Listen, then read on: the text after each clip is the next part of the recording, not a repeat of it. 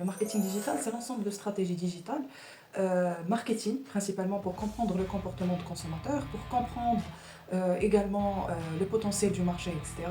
Et là, à partir de cela, on met en place des stratégies digitales pour pouvoir atteindre nos objectifs. Donc il y a un objectif dans un premier temps qui est fixé, et à partir de cet objectif-là, on entre en profondeur pour pouvoir le réaliser.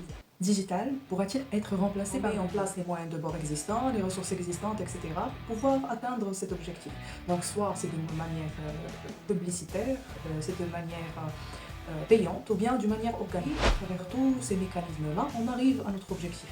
Donc pour pouvoir déterminer si on a un marketing digital principalement automatisé avec de l'intelligence artificielle, il va falloir passer par tout un processus. Et ce processus-là, c'est le marketeur qui le fait. Donc oui, pour pouvoir répondre à cette question, je vais répondre par oui, mais ce sera partiellement en fait par rapport à la charge de travail qu'on avait auparavant.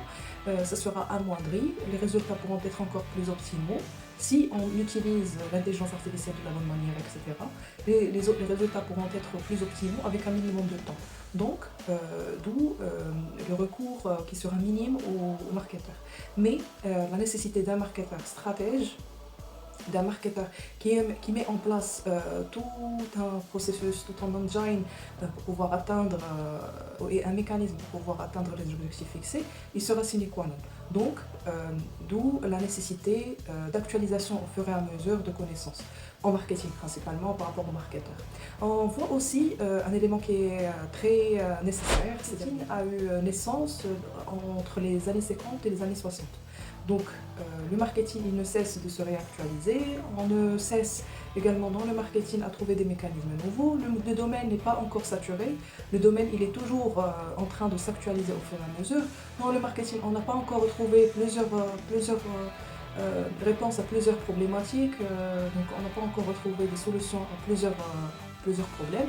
Et d'où la nécessité d'actualisation de compétences au fur et à mesure.